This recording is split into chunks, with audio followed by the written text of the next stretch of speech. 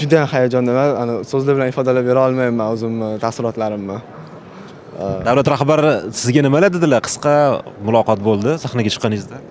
Tabrikladilar, xursandligini aytdilar va albatta yana bir mas'uliyat aytdilar. Ya'ni biz shaxmatchilar, o'zim ham va'da berganman. Xudo xolasa jahon shaxmat tojini ham O'zbekistonga olib kelishga harakat qilaman. Astoydil ushbu narsani ustida ishlashga va albatta bitta o'zim emas, jamoam bilan ushbu narsani ustida ishlaymiz.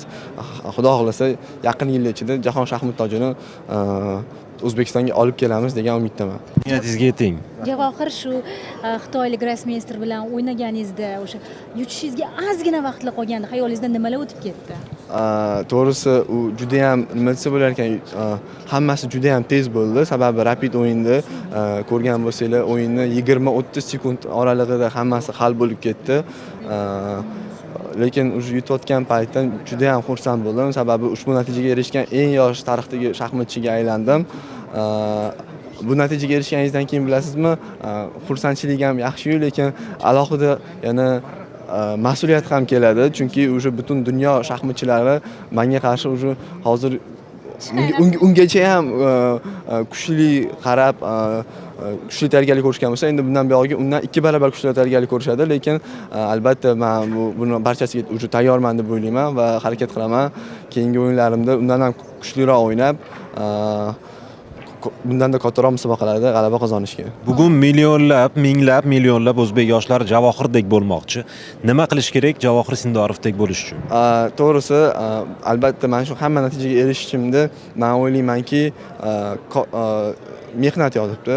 Sababi shu musobaqadan oldin 20 kunlab hech nimaga e'tibor bermasdan shaxmat bilan shug'ullandim. Ya'ni Germaniyada ustozim oldida shaxmat bilan shug'ullanaman. Kuniga 10 soatdan men o'ylaymanki, mana shunday mehnatni ostida, ya'ni bu 1 kunlik mehnat emas, 20 kunlik emas, ya'ni 10-15 yillik mehnatni ortida mana shu natijalar turibdi va albatta o'zini ustida ishlagan odam men o'ylaymanki, o'zini sohasida eng zo'ri bo'la oladi. 3 kundan beri osmonlarda uchib yuribmiz.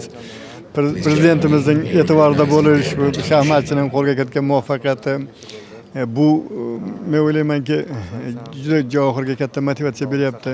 O'sha men kecha ham aytdim, Javohir endi mana jahon chempioni tojini olib kelish desam, endi bunga bu juda anaqa unga va'da berib olmayman degan gap kelib turib, prezident Javohirjon keyingi marralar nima dedi? Taxt olib kelaman degan gapni to'g'ri aytib berdi. Men aytdim, ana dedim, ko'rdingmi?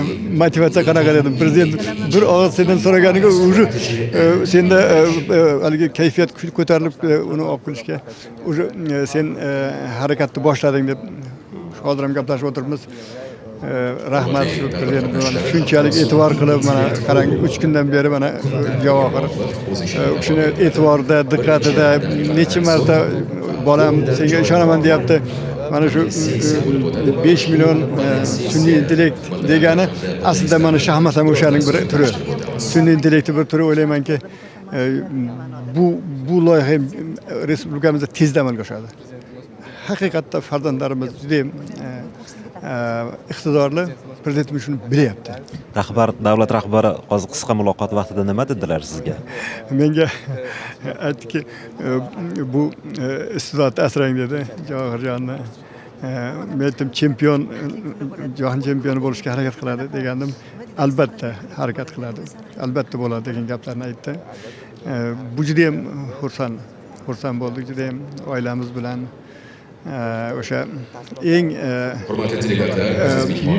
yuragimizdagi nima deb gapirishni izhor qila olmaymiz-da. Shunchalik hayajondamiz. Prezidentning o'zining diqqat e'tiboridan keyin bu narsa o'ylaymanki, bu nafaqat Javohirga, balki butun mamlakatimizdagi yosh shaxmatchilarga motivatsiya bo'ldi. Endi o'ylaymanki, o'sha Rustam Qosimjonov bir paytda chiqqan paytda qanaqa bir motivatsiya to'lqin ketgandi. Yangi bir oqim menimcha ketadi. O'zbekiston o'sha haqiqatda shaxmat mamlakati ekanligiga biz butun dunyoni ishontiramiz.